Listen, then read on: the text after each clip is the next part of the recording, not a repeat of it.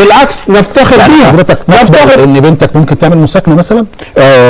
لاحقا ما عنديش اي مشكله، ما عنديش اي مشكله في ان كل واحده او كل انسانه يعني كل امراه. انت بتتكلم جد؟ يا فندم بتكلم جد. بص، اصل انا لما اكون راجل بتكلم عن قضيه غير لما يكون الموضوع بيمسني بشكل مباشر. احنا مش منافقين، احنا مش منافقين كهؤلاء. يعني احنا مش منافقين كهؤلاء. حد ياخد بنت حضرتك مثلا يقول لك احنا عاملين مساكنه زي امريكا كده وقاعدين مع بعض وعايشين حياه الازواج، وبعد كده يجي يقول لك او هي ترجع البيت تقول لك معلش اصل هو مشاني زهق مني؟ وفق الحداثه، وفق مبادئ العلم الحديث والرؤيات الحديثه، نعم نوافق وما فيش اي مشكله وما فيش شائبه في. السلام عليكم ورحمة الله وبركاته، أهلا بيكم حلقة جديدة مع بابا عمر. يا نهار أسود، شفتوا بيناقشوا إيه في التلفزيون في الإعلام؟ شفتوا بيناقشوا إيه في الإعلام؟ يا جماعة فين الرقابة على الكلام ده؟ مساكنة إيه وتجربة إيه أنتوا إيه اللي بتقولوه ده؟ دي مفيش حاجة اسمها زواج المساكنة، ده زنا. الراجل بيقول له أنت تقبل ده على بنتك؟ يقول له أه أقبل. لا إله إلا الله سيدنا محمد رسول الله. حملة يا جماعة على حاجة اسمها جواز المساكنة. دي بيسعى لها الناس الفاشلة واللي مش عارفة دينها وعارفة ربنا. واحد بقى ايه مش لاقي يتجوز، يلا حاجة سهلة، اخد واحدة تعيش معايا كام شهر كده وهي عجبتني ما عجبتنيش السلام عليكم. ده جواز ايه ده زنا يا جماعة. الأدهى والمصيبة إن التلفزيون بيذيع الكلام ده. يا جماعة الجهاز الرقابي فين؟ يا نهار اسود، ده انا خايف ربنا يرمي علينا طار الابابيل زي ما عمل في جيش ابرهة الحبشي. ده احنا رايحين في داهيه. لا وبعدين كنت قريت حاجه ثانيه برضو ولقيت محامين من بنياها، فكره جواز التجربه. اللي هو ايه بقى جواز التجربه ده بقى؟ انا بقى هنتجوز وبعدين نعمل ايه؟ نعمل عقد بينا، احنا هنتجوز سنه 2 3 بالعقد نثبت الكلام ده.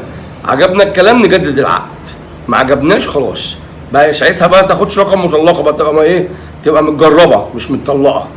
ايه ده الهرتله والعبط اللي احنا فيه ده؟ انتوا بتهينوا المراه، انتوا منين بتتكلموا على حقوق المراه وحريتها وادميتها والكلام ده كله وبتطلعوا بالافكار دي؟ دي اهانه للمراه اللي انتوا بتتكلموا فيه دوت. المراه عمرها ما كانت كده. المراه دي هي امي وامك واختي واختك. ايه ده اللي بيتقال ده؟ ايه السفاله وقله الادب دي؟ مين يقبل على نفسه كده؟ مين يقبل على نفسه كده؟